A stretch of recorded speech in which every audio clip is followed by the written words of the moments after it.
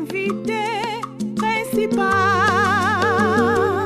Jésus, mon invité principal. Il a en lui le secret du mariage, mon invité principal.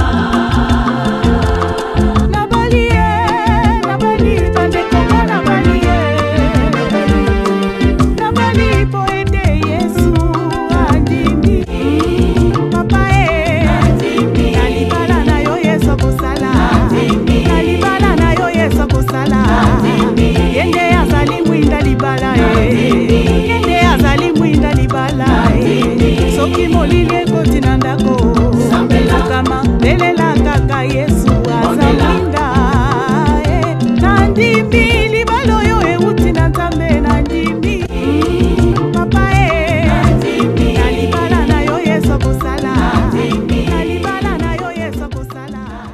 Fidèles téléspectateurs de l'émission Union, bonjour, bonsoir, tout dépend de l'heure à laquelle vous êtes en train de nous suivre. Bienvenue dans notre émission, votre émission Union. Union est une émission produite par le ministère chrétien international de couple, le Parfait Bâtisseur, sur la supervision du pasteur Florimond Luamba. Au menu du jour, nous avons choisi de parler de notre grand thème, les secrets d'un mariage heureux. Je ne serai pas seule pour vous parler de ces grands thèmes. J'ai invité pour vous le pasteur Florimond Luamba, qui est le visionnaire de ce même ministère, qui est notre invité du jour, avec qui nous avons continué notre émission. Bonjour pasteur. Bonjour madame. Bienvenue une fois de plus encore dans cette émission. Merci. Merci aussi pour votre disponibilité. C'est bien avec lui que nous allons continuer notre grand thème, les secrets d'un mariage heureux. Pasteur, la fois passée, vous nous avez parlé des attentes des époux. Vous avez commencé à introduire. Faute de temps, on n'a pas pu terminer. Alors aujourd'hui, nous allons continuer toujours avec cette même question. Quelles sont les attentes mutuelles des conjoints pour parvenir au bonheur conjugal? Bien, merci beaucoup pour cette question. Pour parvenir au bonheur conjugal, ou si vous voulez, pour vivre heureux dans un mariage, il y a les attentes mutuelles, ce que la Bible appelle les devoirs des conjoints, les obligations mutuelles. Alors, je voudrais que nous puissions nous référer à la parole de Dieu pour comprendre que ces attentes-là dont je vais parler ne viennent pas de moi. Vous comprenez? Le mariage a un instituteur, le mariage a un patron, le mariage a un juge. L'instituteur, le juge du mariage, c'est Dieu. Donc chacun de nous répondra de la manière dont il aura vécu dans cette sainte et sacrée, si vous voulez, institution. Alors pour qu'un mariage soit heureux, nous avons énuméré un certain nombre de secrets, ce que nous avons dit, ce que nous avons pu appeler comme des révélations. Donc des choses que les gens ne connaissent pas, des choses qui passent inaperçues pour certaines personnes mariées. Et même pour ceux qui sont fiancés, lorsqu'on n'a pas de révélation, lorsqu'on n'est pas informé, on n'a pas de connaissances sur ce qu'on veut faire, eh bien, le bonheur dont nous parlons est vraiment hypothétique. Nous avons soutenu la fois passée que et les célibataires, et les hommes mariés, et les veuves qui veulent refaire leur vie conjugale, ils ont en commun une aspiration. Ils ont en commun un rêve. Donc je reprends, tous les célibataires, les mariés, ils ont en commun un rêve. Et ce rêve, c'est quoi? C'est vivre un mariage heureux. C'est goûter au bonheur conjugal. Et pour y parvenir, nous avons donné un certain nombre de secrets ou de principes qui sont tout à fait méconnus de plusieurs qui sont dans le mariage ou même qui s'apprêtent à se marier. Mais qui ne savent pas comment parvenir à ce bonheur. Quelle est la source du bonheur? Comment trouver ce bonheur et comment gérer ce bonheur-là? Aujourd'hui, nous allons parler sur les attentes mutuelles des conjoints. C'est que la femme attend de son mari pour que ce mariage soit heureux. C'est que l'homme ou le mari attend également de sa femme pour que finalement leur union soit heureuse. Excusez-moi, heureuse. Pour que leur union soit heureuse, il y a des choses qu'ils attendent l'un des part et d'autre. Nous avons dit la fois passée que pour que le mariage soit heureux, il y a la part de Dieu et la part des hommes. Mais revenant sur la part des hommes, nous disons qu'il y a les attentes du mari. Et ces attentes, nous les retrouvons dans la parole de Dieu. Ça signifie que nous allons nous référer à la parole de Dieu, aux Saintes Écritures, et si vous voulez bien, parce que c'est là la source. Je voudrais que nous puissions lire la parole de Dieu, qui est notre constitution, qui est notre loi fondamentale. C'est elle qui préside, n'est-ce pas, tout ce que nous faisons. La parole de Dieu qui est Dieu lui-même. Nous allons lire un texte biblique dans Genèse chapitre 2, verset 18. Genèse chapitre 2, verset 18. Nous allons commencer par là. Qu'est-ce qu'un homme marié attend de son épouse? Genèse 2, 18, nous lisons la parole de Dieu. L'Éternel Dieu dit, il n'est pas bon que l'homme soit seul. Je lui ferai une aide semblable à lui. Très bien. Je continue? Non, on peut s'arrêter là. Ok. L'Éternel Dieu dit. L'Éternel, c'est lui qui a créé l'univers entier. L'Éternel, c'est lui qui a créé l'homme et la femme. L'Éternel, c'est lui qui a institué le mariage. Donc même quand nous enseignons là, en fait, nous relayons la pensée de Dieu. Nous communiquons la pensée de Dieu qui est révélée dans les Saintes Écritures. Il est écrit ici que l'Éternel Dieu dit qu'il n'est pas bon que l'homme soit seul. Évidemment, à cette époque, il faisait allusion à Adam. Je lui ferai une aide semblable à lui. À lui. Vous comprenez? Pour qu'un mariage soit heureux, pour qu'un couple puisse jouir du bonheur dans le mariage, ce couple doit se conformer à la parole de Dieu. Concernant les attentes du mari par rapport à sa femme, l'homme attend que la femme joue pleinement son rôle. Pour parvenir au bonheur dans un mariage, chacun a sa part. Mais ici, l'homme attend de sa femme que cette femme-là joue pleinement son rôle. Le rôle pour lequel Dieu l'a créé. Alors, en lisant la parole de Dieu, nous voyons que bien que l'homme et la femme soient des partenaires égaux, créés à l'image de Dieu, la femme a un rôle, n'est-ce pas? Un rôle unique et un rôle spécifique d'aider son mari. Donc, elle a été créée semblable à l'homme, n'est-ce pas? Pour être sa tendre épouse. Alors, le rôle, c'est que la femme, c'est que le mari attend de sa femme, c'est que la femme soit une aide, qu'elle joue pleinement son rôle d'aide. Voilà, madame. Qu'est-ce que signifie être l'aide de son mari, comme la Bible vient de nous dire? Vous avez dit que c'est vraiment un rôle très important. C'est le rôle, enfin l'unique rôle. Maman, disons, toutes les femmes mariées, n'est-ce pas? Doivent savoir, même celles qui ne sont pas mariées, doivent en amont savoir que si une femme a été créée, elle a été créée pour répondre aux besoins de l'homme. Mwanamke aliumbwa juu ya kujibu kwa mahitaji ya mwanaume. Dieu, le sage architecte, Dieu dont l'intelligence n'est pas, si vous voulez, n'est pas à confondre avec l'intelligence de l'homme. Dieu a des choses mystérieuses, des choses qui nous dépassent.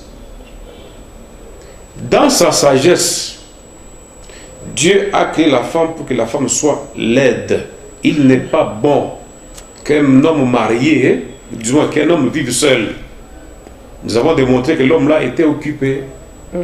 Adam, une fois créé, Dieu l'a placé dans le jardin. Pas pour intercéder.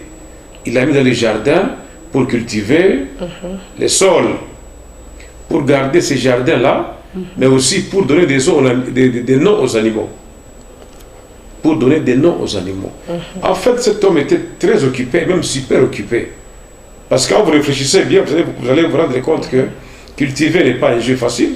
n'est pas un travail facile, c'est un dur labeur. Sarcler n'est pas non plus un travail facile. Donner des noms aux animaux, ça c'est encore un travail difficile parce que il y a des milliers d'animaux qui existent et l'homme était désigné pour leur communiquer des noms, pour les baptiser. Alors, Dieu a estimé qu'au regard de ce travail-là, il fallait adjoindre à l'homme une aide. Il a créé la femme pour l'aider. Aider veut dire quoi, madame, mesdemoiselles, vous qui n'êtes pas encore mariées, vous devez à l'avance savoir que si Dieu vous a créé, il ne vous a pas créé pour l'église, il ne vous a pas créé pour les pasteurs, il vous a créé pour un homme. C'est lui qui est votre mari. Il ne vous a pas créé pour le concubinage, il ne vous a pas créé pour la prostitution. Dieu vous a créé pour servir d'aide à un homme, l'homme qui va vous épouser, l'homme qui vous a épousé. Je parle de qui va vous épouser par rapport au prétendant au mariage. Yuwase Mungu alikuumba nijue wewe ukasaidie Bwana. Hapana babwana. Hapana babwana. Ndio Mungu alikuumba wewe mwanamke, maana ya kusaidia Bwana ule atakoa. Ule Bwana atakupelekea mali, anakuoa, tosha kujamaa yako officiellement, anakupeleka kuleta civil wanakuyua, anakupisha kunyumba ya Mungu, anakuombea, mnakuwa kitu kimoya. Il y en a qui disent qu'est-ce que mariage est biblique, il est bénédiction. Je dis oui. La Bible dit au commencement, lorsque Dieu a créé l'homme et la femme, il les bénit. Dieu a créé l'homme et la femme et il les bénit. La bénédiction est plus qu'importante dans une union conjugale. Mungu alibaumba na anababariki. Obaranjika wapi mu Biblia sime wende kumisa bakakubariki. Misa na represente Mungu pa dunia. Na ndoa ya shipo baraka haina ndoa ya mzuri apasha kupokewa, apasha kupokelea baraka ya kutoka kwa Mungu. Dieu les bénit. L'église représente Dieu. L'église est le pied de Dieu sur la terre. L'église est la maison de Dieu. L'église représente Dieu et pose des actions au nom de Dieu. Vous comprenez? Ouais. Pour que le monde ait la sagesse qu'il faut, le monde doit passer par l'église. L'église a été implantée pour communiquer la sagesse, le salut aux humains. Donc, le mariage, dans ces trois formes. Est-ce qu'il y a maman? Oui, mbalaka jimi na kwambia mbele wa célibataire. Nizo kwa prétendant au mariage, nizo kuya veuve napenda kuolewa. Yu aseme mwanamke balimuumba kwa Mungu. Maneno ya kusaidia mwanaume mwenye atakuwa bwana yake. Pale kusaidia mabara, pale kusaidia mtu namna nyingine hapana, kusaidia bwana yake ule atamoa. Na mtosha kwa hapo officiellement, anampisha kwa leta, anampisha kunjia baraka kanisa, ule atamsaidia. Alors, aider ça signifie quoi pour répondre à votre question? Mesdames, c'est à vous que je m'adresse. C'est à vous que Dieu a conféré ce rôle-là, d'être une aide pour votre mari. Pas pour vos maris. Chacune pour sa part doit être une aide pour son mari. Je reprends. La polyandrie est un vice.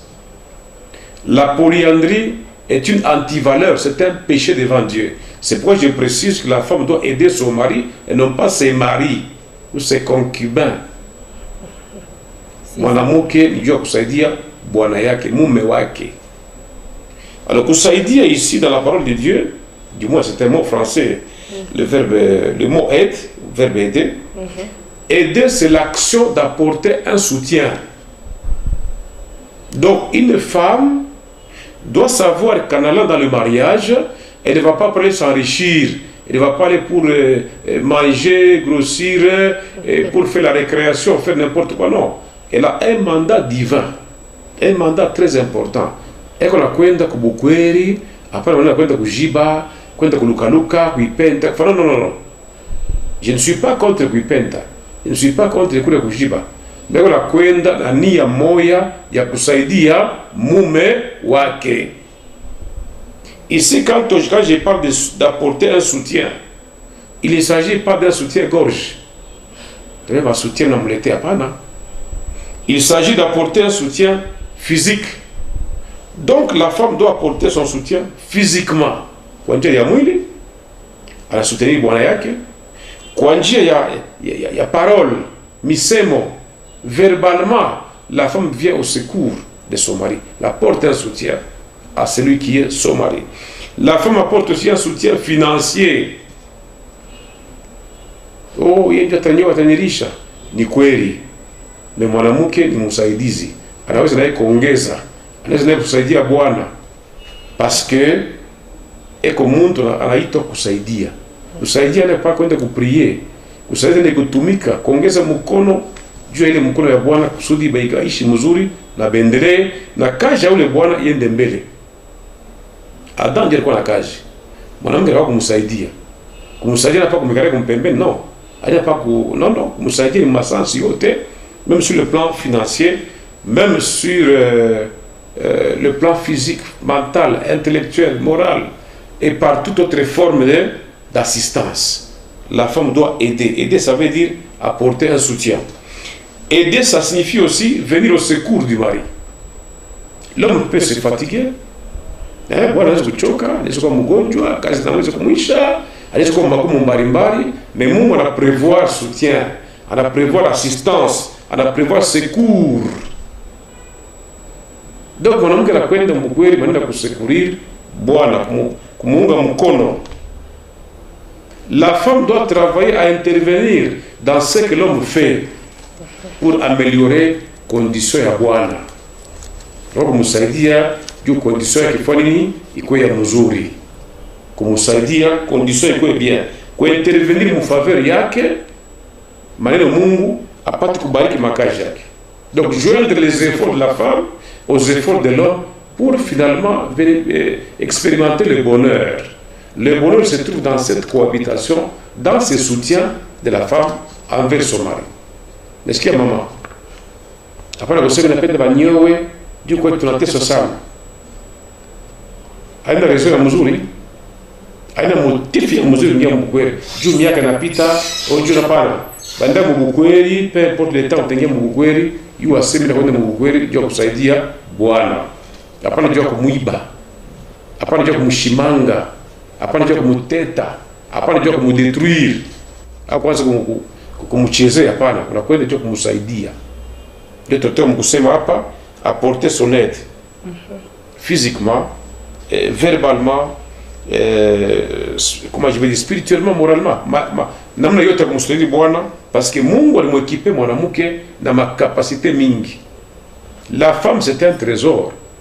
La femme c'est un pouvoir. La femme est une force, c'est une puissance. Donc Dieu a investi beaucoup de choses dans la femme, de sorte que celui qui la trouve le bonheur. Est-ce qu'il y a Proverbe 18, verset 22. Celui qui trouve une femme trouve le bonheur. Pourquoi l'homme trouve le bonheur? Pourquoi il trouve le bien-être? Parce que la femme a été équipée. Elle vient comme un don de Dieu pour soutenir l'homme. Adakwa sa zawadi. Et même il est écrit, celui qui trouve une femme trouve le bonheur. C'est un don. C'est une faveur. C'est une grâce qu'il obtient de l'Éternel. Donc la femme ne vient pas comme un robot. Elle vient comme une personne, comme un trésor. Mungu asema kumuyaja na kila kitu kinapasha juu bwana akwenda eri, bwana aishi mzuri. Nasikia mafiancé na wengine. Ndio mbukweli, wao mnaenda kujua mnateswa. Nipate kwa bwana hapana. Ile motifu ile mzuri ndio mbukweli hivi, upate bwana aina na mama yake. Utakimbia utafanya nini? Donc il faut que Yesu n'ingie mbukweli, mwana kusaidia bwana. Aider un homme, c'est être pour lui un appui. Est-ce que maman est clair? Oui. Quand on a conjoint de comme appuyer bwana yako, pas comme détruire, ou me leter maintenant, ou me secourir, ou contribuer pour l'épanouissement ya bwana. Lorsque l'homme est seul, dans sa solitude, l'homme n'est pas épanoui. Tu vois? Maintenant, Dieu va former la femme de la côte qu'il avait prise de l'homme, n'est-ce pas? Pour les accorder spirituellement, pour accorder sentimentalement, pour accorder moralement, pour que bote ba wili pamoya bakwena eri. Deux valent mieux qu'un. Parce qu'ils retirent un bon salaire pour leur travail. Hein? Donc maman Clara, il faut retenir que mwanamke anakuwa jua kutengeneza kusaidia bwana kwenda mbele. Ukutanisha bwana kuna madesordre mu nyumba. Wewe pana kufika jua kumchambula sasa, wewe desordre hivi hapana. Unakuja jua kumsaidia kuweka ordre. Ulimkuta bwana Samuel anawake mai. Wewe unaingia mu nyumba, nijue anze kuna mai, anze kule mzuri, alala mzuri, unamsaidia pour que finalement makazi ya bwana yende mbele na bwana apate eri kutokea présence ya bibi. C'est ça en fait. Malheureusement beaucoup d'hommes ne sont pas heureux. Dieu a nini alipata bibi qui n'a pas compris pourquoi Dieu l'a créé, qui n'a pas compris le sens du mariage, qui n'a pas été enseigné, formé, éduqué par rapport ya bukweli.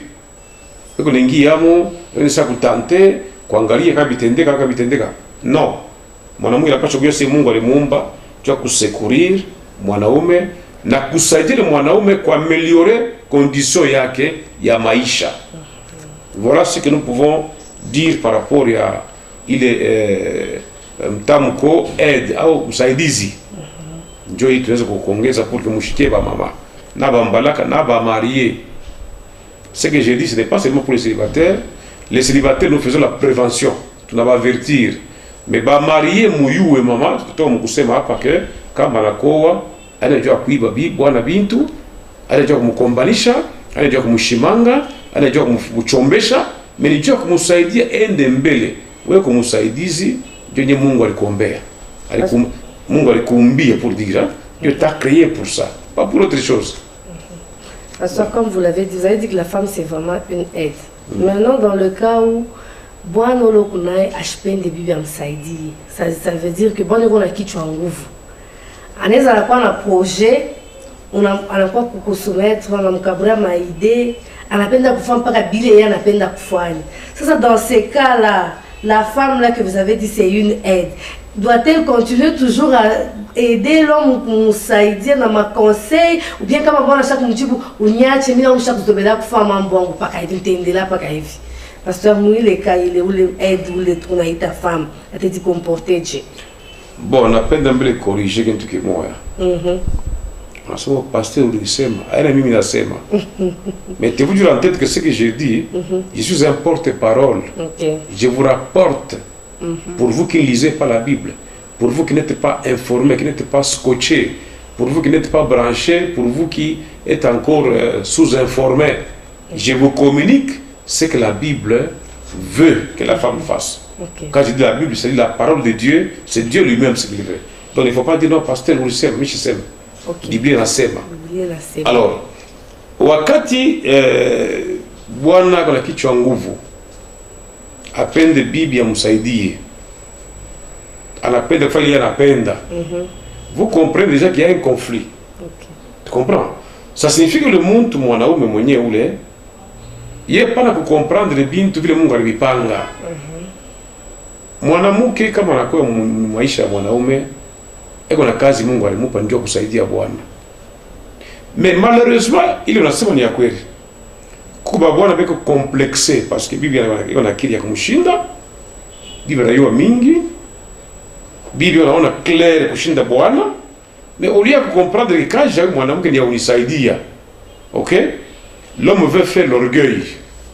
Hata usana yua biote, juu ni mwanaume hapana. Kama mwanaume alikuwa na jeneza yeye moya, anayua biote, Mungu akutafuta create mwanamke. Papa mimi nakwambia ni wewe. Nasema hivi.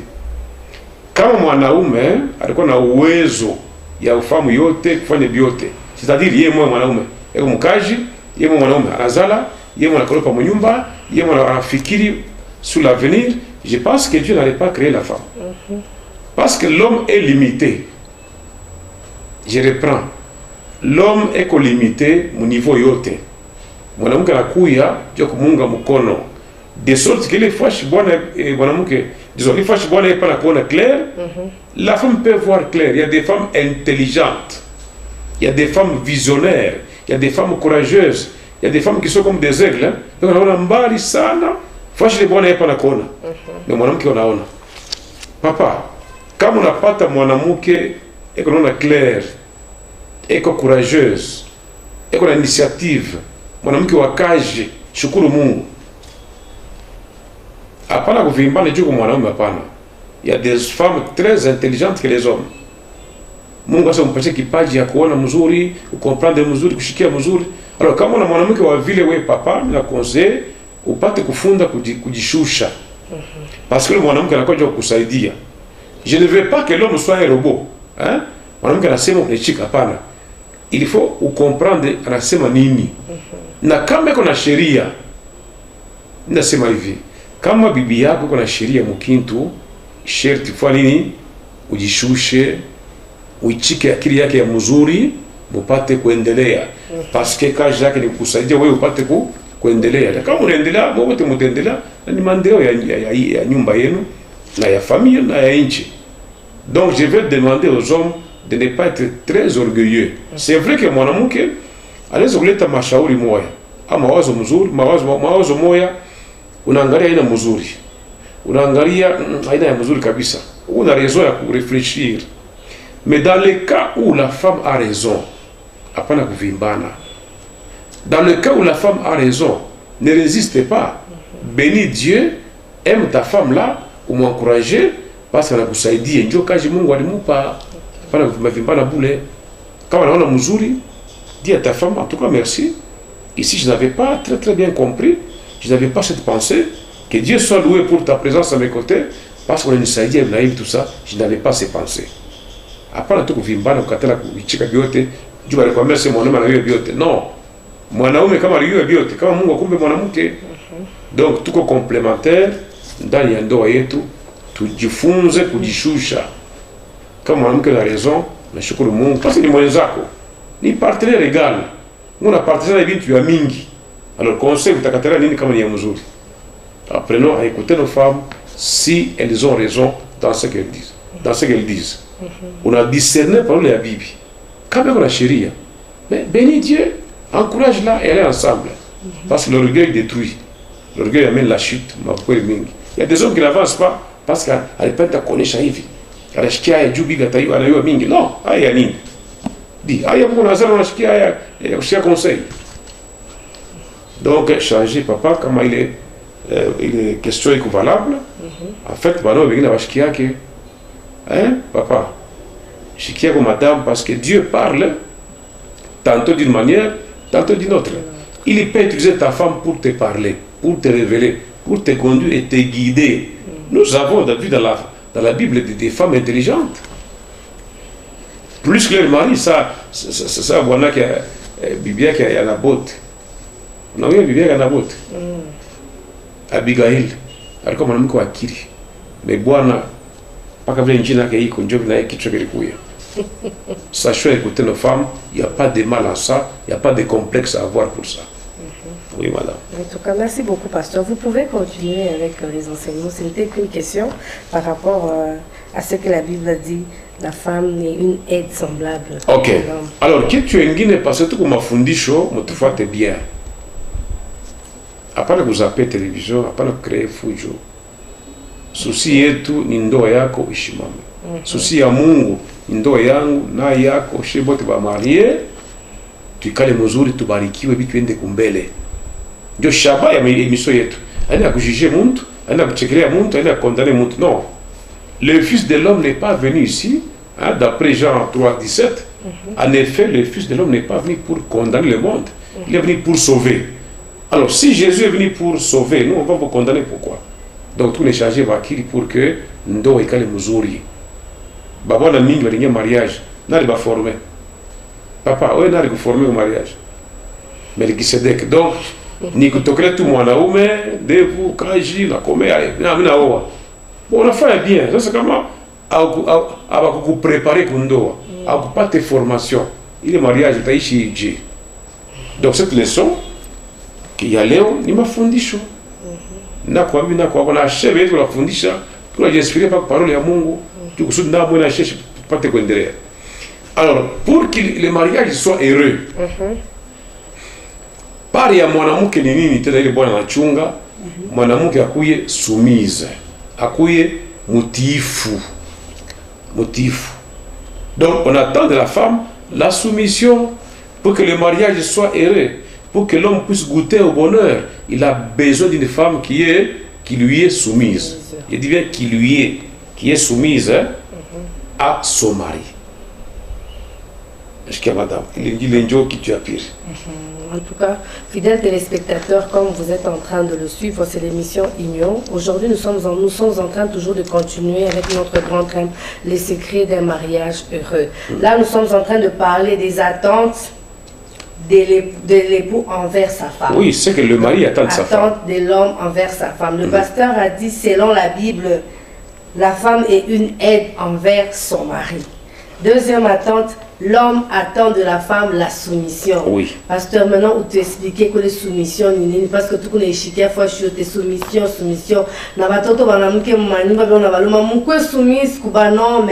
Est-ce qu'une femme doit être soumise à n'importe quel homme?